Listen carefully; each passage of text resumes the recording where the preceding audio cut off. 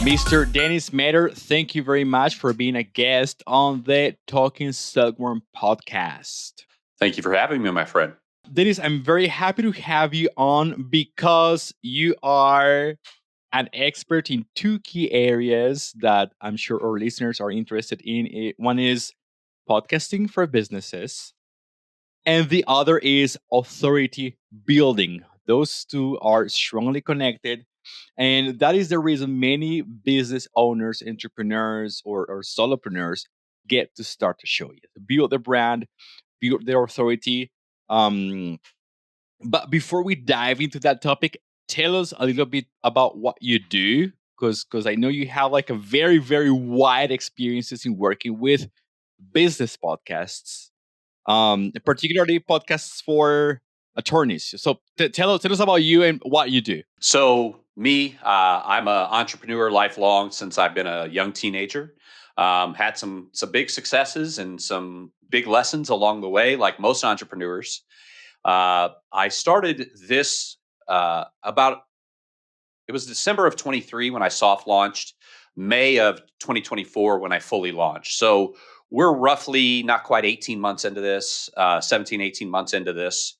But within our first year, May to May, we went from me and my VA and no clients to a, about 150 clients and about 50. Well, now we have 50 people on the team, and we've just kind of come from not doing much to just like it just kind of took off for us. So we were very excited about that.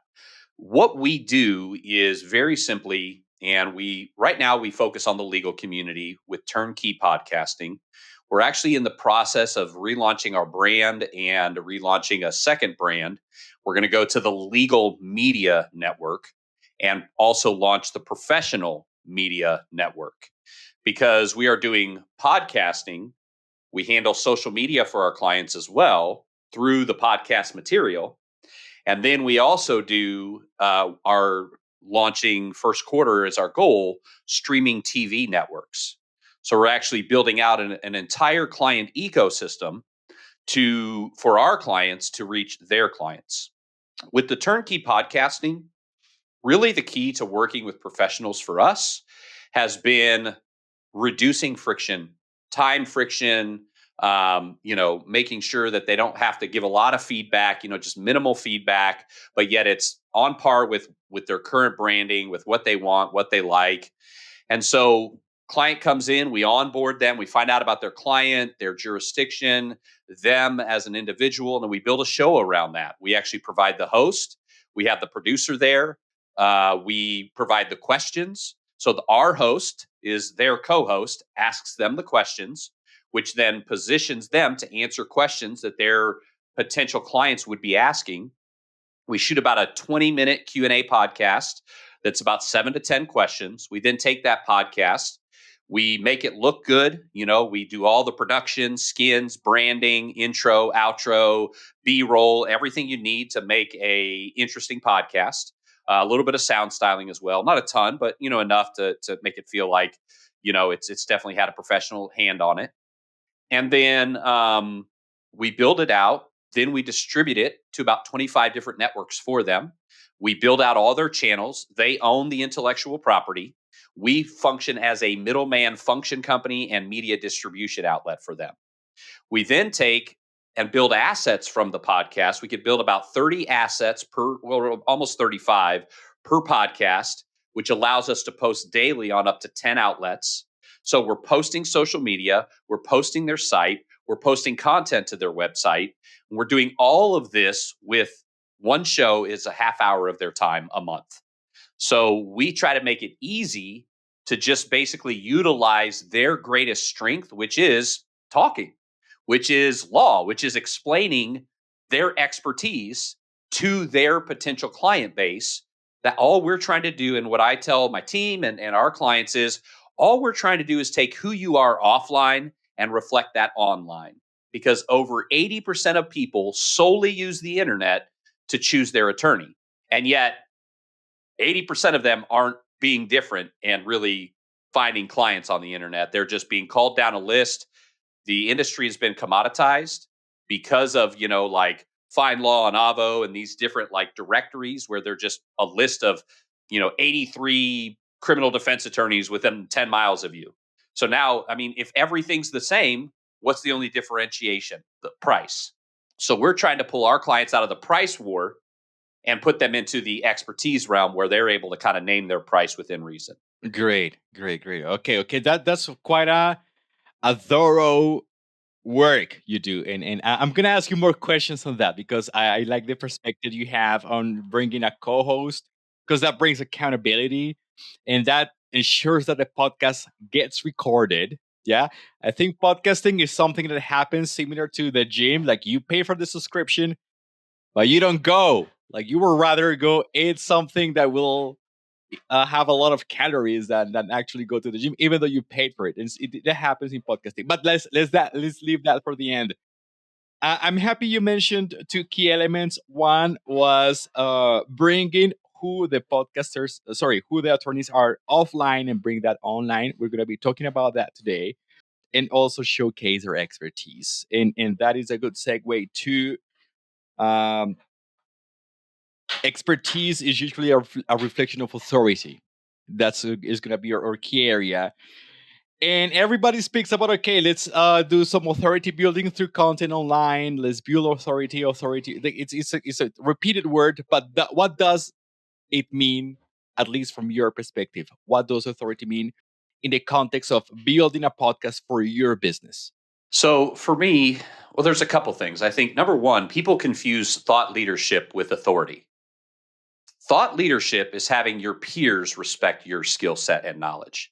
And that's what many people go after when they're building a content driven, they want other attorneys to go, hey man, I read that was really good, or however the context is. That's thought leadership. But authoritative positioning, which is what we focus on, is not about getting the respect of your peers. It's about reaching people who have very specific needs and positioning yourself as the one who is focused on meeting that specific need, that specific problem. For example, let's say that I am a divorce lawyer in Atlanta, Georgia, and I sign up with the Legal Podcast Network. And so I meet with the team and they go, okay, well, tell us about your practice. Well, I'm a divorce lawyer. Okay, well, what types of cases would you like to cultivate more of? Divorces. Okay, that's fair, but like, do you want simple divorces for $500, no assets, 19, 20 years old? They just want to get rid of this thing. Do you want something that maybe kind of middle of the road, maybe late 20s, early 30s, maybe a kid or two, little bit of assets, probably going to be a five, seven, $10,000 fee? Or do you really want to focus on specialize? You dealt with high asset divorce, custody battles. It's going to be 25, 50,000 plus in fees. It's going to be ugly. You're going to be in a dogfight. You're probably going to go to court, but you love that kind of stuff. So even within the niches of divorce or family law, there is specialty niche or client subsets. So what we do is which one of these are we going after? Because in marketing, if you're going after everybody, you're going to reach nobody. That's just reality. And that's just a fancy way of saying riches and niches and everything else that we say. But that's the reality. So what we try to do is curb the questions towards if it's a high asset individual. So now we want to answer things like, what happens to a business during a divorce? What happens to my boat during a divorce? What happens to a second home or a vacation home during a divorce? Those aren't questions that the 19, 20-year-old is going to ask, or maybe even the 29 to 33-year-old. But somebody like late 40s, early 50s that's accumulated some wealth and has accumulated a little bit of a life together, and now they're separating that life out. Well, guess what? They're going to have very specific issues and things. And so if I can position the attorney through these QA sessions to specifically answer those questions, the volume isn't high, but the conversion is extremely high. That's great. Yeah, that is something I like to insist on whenever I talk to people who want to create podcasts for their business, because like the first thing they're going to ask for is, when am I going to get 10,000 downloads? Like, am I going to am I going to go viral after the That's the first first thing three they ask me too. episodes? Yeah, You know what that's I the tell wrong. them? Yeah, yeah. Well, what do you tell him? I tell them, I say, listen, well, there's two things I say. The first one is kind of a silly illustration. I say, listen, we don't, if you want to go viral, what I need you to do is learn how to ride a unicycle. You can juggle law books while eating an apple, and then you drive off, you take the unicycle off the end of a pier. We'll video it and send it out to the world, and people will laugh at you and you get 1,000,000 hits, right? But that wouldn't bring you business. That wouldn't establish you as an authority. So the desire to go viral is really, to them, the desire to reach as much people, because that's an old world thinking of like a billboard, right? There's usually what, 1 to 2% in any given market that have an active need for most services, whatever they are.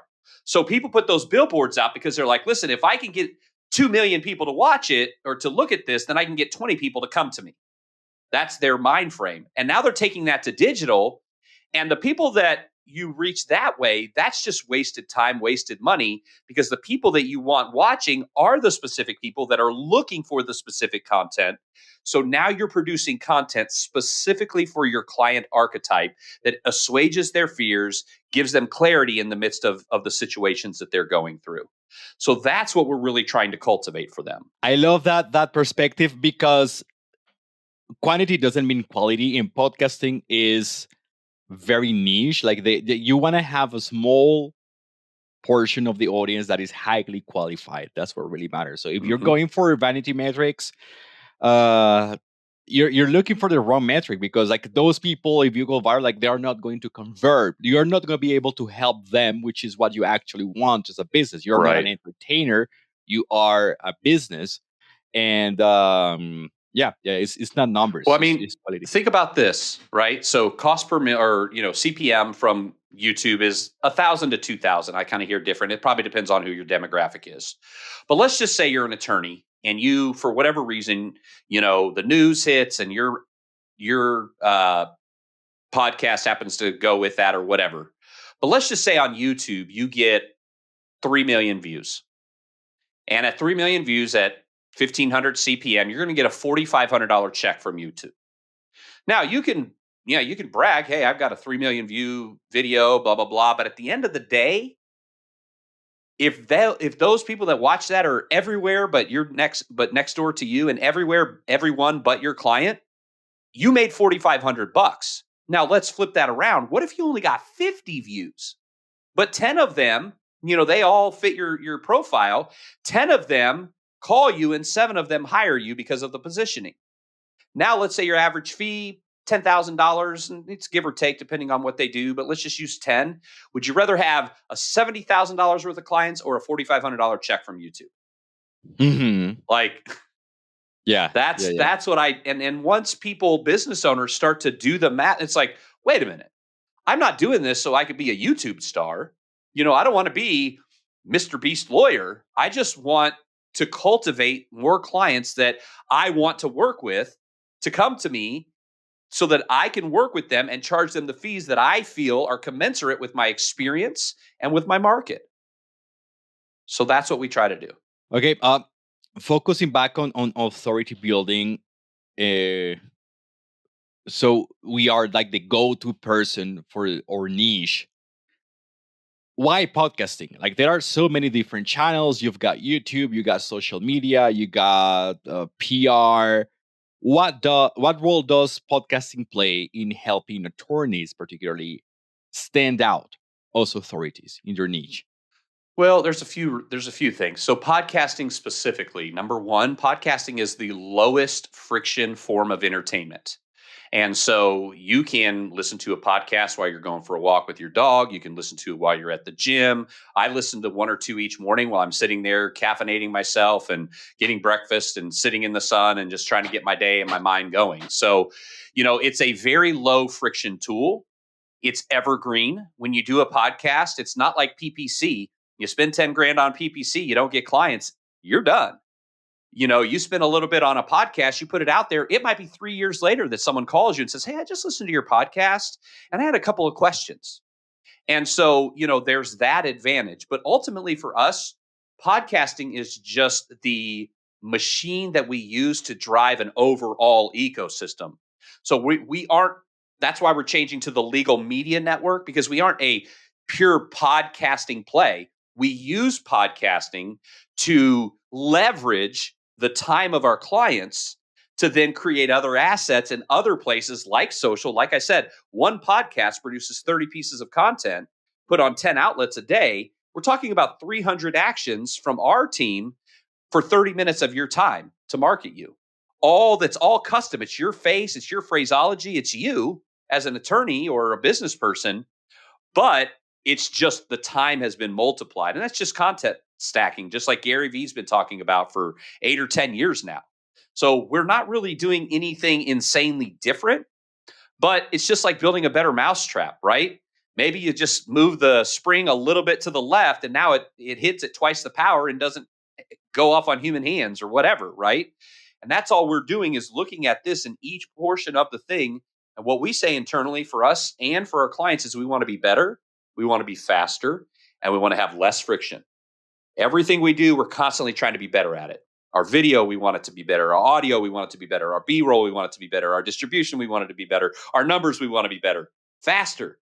We want to produce more in less time or the same amount of time and less friction internally. I don't want, things getting lost and people getting frustrated with other parts of the team. And I don't want my clients getting frustrated with my processes and how we do things. So we're always looking at those things, trying to do those. Now, you keep swinging back to authority. I think one of the things that we forget is what really is an authority. Like, how would you define an authority? For me, it will be like the point of reference in an industry. Whenever I want to know what the right way to do something is, or what the right definition for a term, for a concept is, that is like that the person I will expect that information from. Wouldn't that be a thought leader? Yeah, actually, I was thinking about that because when you started, you mentioned the difference, and I have a confusion in that myself, and I think most people do. Yeah. So a thought leader is one who is seen among his peers and for the industry. He's a representative or she's a representative of their industry. An expert or an authority is just somebody that knows more than you do and can help you with it. Now, think about this. I live on an island in Belize, and I had to renew my passport here a while ago. And, it was like, okay, I was like, oh, so I get an immigration attorney. Do I have to fly back to the US? What do I do? And someone's like, talk to Jeff Bella. Now, Jeff Bella is just one of the big realtors on our island. He's like the Remax broker and blah, blah, blah. I'm like, Jeff Bella? Well, why does he know immigration? So I got a hold of him through WhatsApp. And he's like, oh yeah, like I work with the consulate in, Belmopan, Belize, and here's the process. Here's how much it costs. Send it to this person. Send it.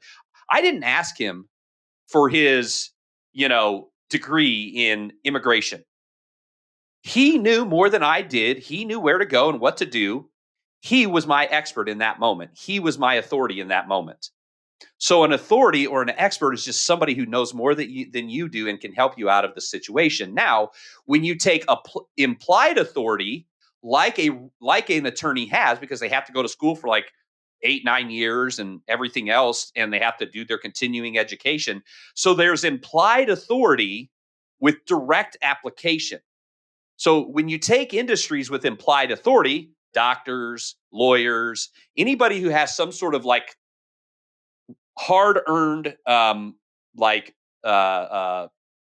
what's the word I'm looking for here? Like hard earned, like accreditations, right? If they have hard earned accreditations, then there's already implied authority there. It's really now about knowing them, liking them, and trusting them. So what do? I start to see, oh, this attorney's answering my questions. I'm on their podcast. I'm watching a video. I'm on their website. I'm reading these FAQs. Now I'm knowing that this is helping me, and I like how much it's helping me. So now I reach out to them, and all I have to do is confirm trust. Are you who you pretend to be online? That's really all people are doing now with the buying process. In my opinion, if people are going through the know and like, the last part is confirming trust. They do trust you, but they need to confirm that you are who you say you are. Okay, I have two questions based on that. I have two questions based on Okay. that. One about the authority and one about the trust part.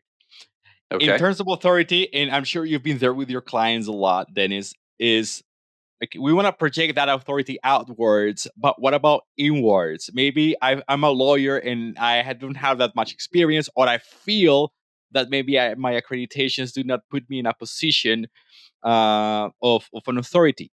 Yeah, it happens. You have like that imposter syndrome, or maybe you are not sure enough about your own experience or whatnot.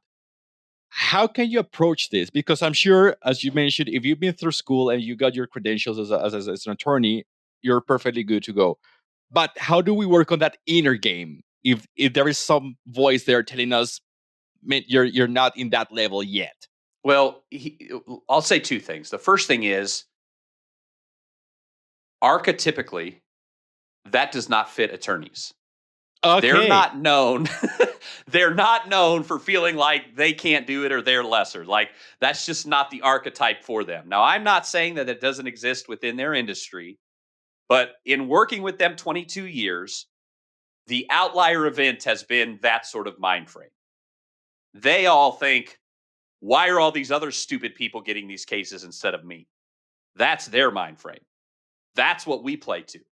Why is that younger? And if a younger attorney comes, then they position it as, listen, I know the new stuff. Like, my position is like, we don't value wisdom as much as we used to because of how fast technology moves. So it's like when you run into somebody in like building a website, and they're like, well, I still like to use Python, and you're just like, and I'm not saying Python's bad, and I'm not saying it's not useful, but I'm saying, like, when people are speaking these, like, and maybe I'm using the example the wrong one. I've never been a coder, but like an archaic coding system that people really don't use anymore. Maybe you can shout one out if you have knowledge of one. But if they're using an archaic system and they have dated materials, I look at their website. Let's say I look at somebody's website and it looks like it was made in 2008. I go on their social media and it's a bunch of generic posts. I can help you. Call me now. That's all dated sort of ways of doing things. So somebody can come in as a younger, more aggressive attorney and say, listen, I'm going to be sharp. I'm going to be where I need to be. I'm going to show up how I need to show up. And that's the expertise I provide, is I speak what's going on now. I'm not speaking what's been going on for 30 years. No, but I can speak what's happening in this moment. And so that's how I would say a younger, less experienced attorney could position themselves versus, again, the double implication of authority, which is I've got all my credentials and I've got 20 years under my belt. Well, that's double implied authority. Now, again, all I have to do is just show how approachable I am and that my specific knowledge set directly applies to my potential client. I'm glad I asked that question because you take it for granted that this is a commonplace in all industries. Because I work with educators and people in the health and wellness field. I'm glad to see that there is an industry where that's not the commonplace, and you have a different perspective. Like you have like that can do mentality, which is great. I mean, how else are things going to get done? Yeah. That's great. That's a great point to highlight. The other question I had is related to trust. Um, Sure. I'm sure maybe there is a connection there between authority and trust.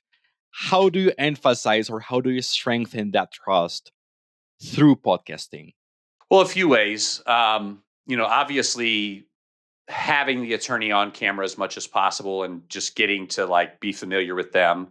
But then secondly, like one of the things I was talking to my team about was like, okay, we're doing shows with attorneys and we're doing shows with our co-host asking them. And that's kind of the meat and potatoes of what we do. But obviously you got to garnish the shows, have on other authorities, have on other, people. But one thing I was like is how many client shows are we doing where our attorneys are interviewing their clients and telling a real story and helping people see themselves in the seat of the client of my clients. Because when I can identify with the person who's been helped directly, that makes me much when I can go, oh man, I'm feeling just like that. Man, oh man, that happened to me too. I didn't know what to do, but he handled that for you. Okay, well this is the person I need to work with. So that's one of the ways that we can build that trust is show the trust that they've already earned. The best way to build trust is to show trust. You don't have to start every relationship from scratch. You don't have to start every relationship as if the world just started at that moment. You can you can you can leverage other relationships, other people, other things to bring in trust. Like I said, if I'm a divorce attorney and I'm sitting across from a lady and she's just like, I just didn't know what I was going to do. He threatened to take all the kids. He made all the money. I just like all of this, and I was in this situation. I called here. I was crying. And then the attorney's like, I remember we sat there for about 30 minutes going through things. Now, guess what's happening? The connection that they're having, you're going, I want that. I want that. I want an attorney who cares. I want an attorney who gets it done. I want an attorney that takes care of things that need to be taken care of. So that is one of the ways that we try to suggest our clients build trust, is by showing that they've already earned trust from other archetypes of their clients. That connects a bit with something you mentioned at the beginning, which I said I will like to emphasize is part of that trust relies on how I connect to the attorney or like as a person. And a lot of people who create content online have that question of how much of myself should I be online, because maybe we want to portray like this super professional look, we want to have like uh the best sound, the best voice, and sometimes we are different. Yeah, we want to have like maybe like a cookie cutter version of what we think looks and sounds professional versus who we actually are. Is there a balance to that? Because like there are styles of communications, you have personalities. Some people are going to be like more laid back and maybe sometimes even goofy. Some people are going to be more serious. How should we portray that, or should we portray that when we are creating a podcast for a business? I don't know if you're a Bible person or if anybody listening is, but there's a verse in the Bible. It's from the Apostle Paul, and there's a great principle here. So I'm not trying to preach it at anybody. So just stay with me, please. But he was talking about in his life how he was kind of put up on this pedestal, but he had been like shipwrecked and he had been like beaten and left for dead, and he had been thrown in jail and he had starved, and he had lived a life. And he made a statement where he said, strength is completed or rounded out by weakness. Or what he said is, my strength is made perfect in weakness. But contextually, that's, I'm quoting the King James, and perfect meant complete, not the way that we use perfect. So understanding that showing humanity is a way to connect. Like, the reason I love podcasts is I just come on and I'm myself. Like sometimes I'm being goofy and I'm having people laugh and I'm giving just ridiculous illustrations, even though I'm talking about business and trying to add value. And sometimes I'm intense and I'm just like, like, we need to, as podcasters, rise up, and maybe that comes a little bit from my background. But like, when we are willing to be who we truly are, that opens us up to connection with other people. Especially, I said this phrase the other day: perfection is the new plastic. And that's what I think. I think when we strive for perfection above all else, we hurt other people's feelings, we're rude about it. I'm not saying don't do the best we can. But when we're willing to just put ourselves in the best light, but willing to be real about ourselves, admit, like, again, in podcasts, I talk about, I've had successes and I've had lessons. Well, lessons are just code for failures, my friends. Like, and we've all had that if we've accomplished anything in life. And so I think that even as business owners, because again, who do people hire? They hire people they trust. They hire people that they know. They hire people that they like. They hire people that they relate to. They hire people that they feel like can do the exact thing that they know they can't do. Even with ChatGPT and LegalZoom and everything else out there that tries to replace lawyers, they won't, because at the end of the day, there's a nuance of humanity that is needed in order to be successful in business now. Before, we used to brand the humanity out of our companies. But what is the big thing now? Founder-led marketing. What is that? That's just rehumanizing corporate America for people to be able to go and actually relate to the people who are serving them. And it puts a face for accountability, which is another way to build trust.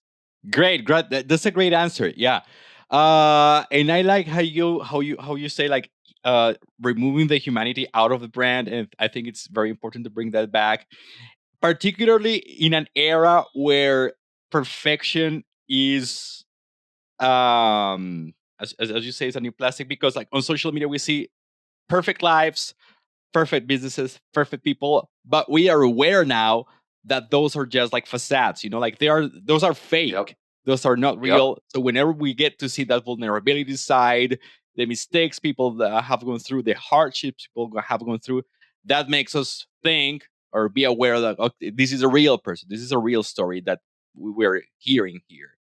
Not a Yeah. not a not a Vulnerability. curated. Sorry, go ahead.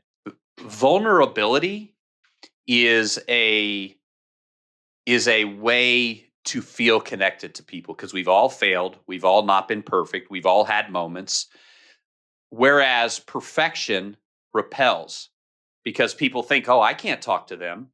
Look at how well put together." Like I'm not in. I'm not. When we start to reveal who we really are, and like you said, a lot of that facade has been removed. So now what that's done is it's now created an alternative backlash to perfectionism, because we're just like, you're lying. Like I know you're not that perfect. And now perfection is an actual turnoff. And that's why I say perfection is the new plastic, because perfection is an actual turnoff, because we're all humans and we're building these machines and we're like, okay, like, so we're craving real humanity through the machines that we've built. And we see AI coming. And so that's why, again, I say perfection is the new plastic, because with AI coming, it's like we're looking for that thing that shows us this is an actual human now, whether we do it consciously or not. But over the next 2 to 3 years, that's literally what we'll be doing. Is everything we'll be putting it, how we used to filter everything through, are they trying to get my money? Now we're filtering it through, is this an actual person or an AI? That's the new filter that we do with all of our content. So allow ourselves to be vulnerable, allow ourselves to be real. I heard a phrase once years ago, and it said something like, let them know that you have concrete feet, because there's like the Nebuchadnezzar statue in the Old Testament, and that he dreamed about. Remember, they hit the statue, and it was the feet were made out of clay. So let them know you have feet of clay, but always wear shoes. And what that's saying, my understanding of it is, don't be afraid to admit you're not perfect, but don't put yourself in a position to be taken advantage of because you're not perfect. Great. That's a great point. That's a great point. All right. So, Dennis, we have touched on very important points. We have touched on vulnerability and authenticity. We have touched on the difference between being an authority and being a thought leader, and trust building, which is also very important, and how podcasting is vertical to all of these elements. What is a piece of advice you will share with a person who wants to start the show, a podcast show, to build their personal brand or to set themselves as an authority? What would I suggest to start Yeah, well, besides like call me? okay, No, I'm that will just be step teasing. one. Colin Dennis. What will be step two in that case? No, I think ultimately there's a few things. So when I teach people about building an authoritative positioning, most marketing is built from me outwards. I can do this. I have done that. I. That is what I like to say. You got something stuck in your marketing has something stuck in its eye. That's how I like to phrase it. When I read a lot of I marketing that starts with authoritative positioning, starts from the client that you want and the needs that they have, and builds backwards to you, so that you begin to start seeing, okay, they have this need, this question, this question. If I don't already have all the answers to these questions, and I can't already all fulfill these needs, now that I know what they are, let me build a system that provides that up front, or helps with that and then brings them to me, or whatever. So that's what I would say is, study where you want to go, not where you are, as far as who your client base will be, and then build your content and your emphasis on that versus who you are and what you do. Dennis, I'm sure there is a lot more knowledge you can share, or you are sharing right now with listeners or with viewers online. Because you just mentioned you have been on a lot of shows. You are very active as a podcast guest. If people want to learn more about what you do, if maybe there are attorneys or other business owners that would like to build the brand, establish themselves as authorities, where can we find you, and what can you do for them? You mentioned at the beginning, and I loved it, that you set up uh, a co-host to get things Mm-hmm. recorded, because sometimes people pay for services they don't use, and a Yep. podcast only exists if you record. And sometimes, okay, I'm not gonna go into Very in true. depth because you're gonna tell us all about it. Go ahead, Mister. Okay. So connecting with me, LinkedIn is probably the easiest way. I do have our company site, thelegalpodcastnetwork.com. That's our current URL, and we'll forward.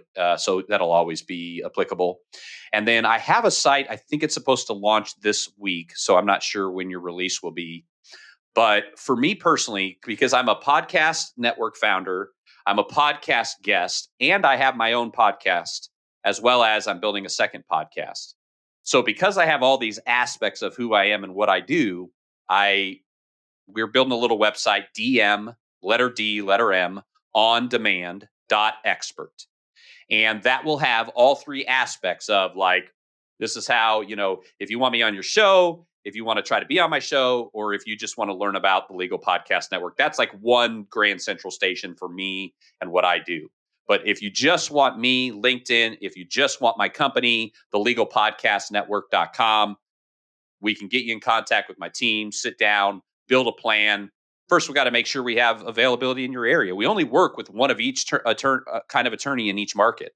So if you're in Atlanta and we have a personal injury attorney in the three counties that you serve, we can't serve you. And I'm not saying that in a negative way. What that shows is I think it's disingenuous to take a client and say, all right, I'm going to make you the preeminent, PI guy in Atlanta with our program, and then allow three of his competitors to hire me. And so, what we do is beginning to end.